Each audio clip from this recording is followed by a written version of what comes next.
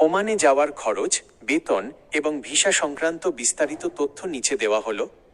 ১. ওমানে যেতে কত টাকা লাগে? ওমানে যাওয়ার খরচ মূলত আপনার ভিসার ধরন এবং আপনি কোনো এজেন্সির মাধ্যমে যাচ্ছেন তার উপর নির্ভর করে। ২০২৬ সালের বর্তমান বাজার পরিস্থিতি অনুযায়ী সরকারিভাবে বইসেলের মাধ্যমে যদি সরকারিভাবে কোনো বিশেষ চুক্তিতে কর্মী পাঠানো হয় তবে খরচ অনেক কম, সাধারণত ৫০,০০০ থেকে ৮০,০০০ টাকার মধ্যে হতে পারে।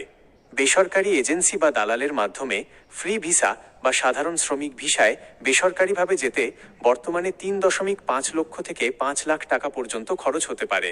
এর মধ্যে পাসপোর্ট, মেডিকেল, ইন্স্যুরেন্স এবং বিমান টিকিট অন্তর্ভুক্ত থাকে। ২. ওমানে বেতন কত? বেতন নির্ভর করে আপনার কাজের দক্ষতা, স্কিল এবং কোম্পানির ওপর। সাধারণ শ্রমিক, আনস্কিল্ড, ক্লিনার, হেল্পার বা কনস্ট্রাকশন শ্রমিকের বেতন সাধারণত ৮০ থেকে ১০০ ওমানি রিয়াল হয়ে থাকে, বাংলাদেশি টাকায় প্রায় ২৫,০০০-৩০,০০০ টাকা। দক্ষ শ্রমিক, স্কিল্ড, রাজমিস্ত্রি, ইলেকট্রিশিয়ান, প্লাম্বার বা ড্রাইভারদের বেতন ১২০ থেকে ১৮০ রিয়াল পর্যন্ত হতে পারে, বাংলাদেশি টাকায় প্রায় ৩৭,০০০-৫৫,০০০ টাকা। অন্যান্য সুবিধা, অনেক কোম্পানি থাকা এবং খাওয়ার খরচ বহন করে, তবে সব কোম্পানি এটি দেয় না, তাই চুক্তির সময় বিষয়টি নিশ্চিত করে নেওয়া জরুরি। ৩. ওমানের ভিসা পাবেন কিভাবে? ওমানের ভিসা পাওয়ার প্রধানত ৩টি উপায় রয়েছে।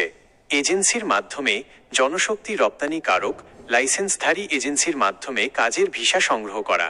ব্যক্তিগত স্পন্সর, ফ্রি ভিসা, ওমানে পরিচিত কেউ থাকলে তারা কোম্পানি বা কফিলের মাধ্যমে ভিসার ব্যবস্থা করতে পারে।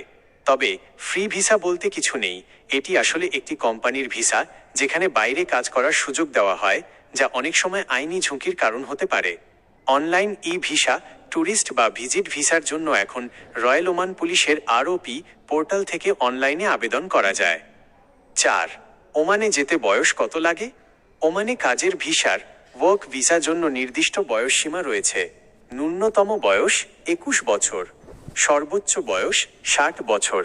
তবে সাধারণত ১৮ থেকে ৪৫ বছর বয়সী কর্মীদের নিয়োগকর্তারা বেশি প্রাধান্য দিয়ে থাকেন।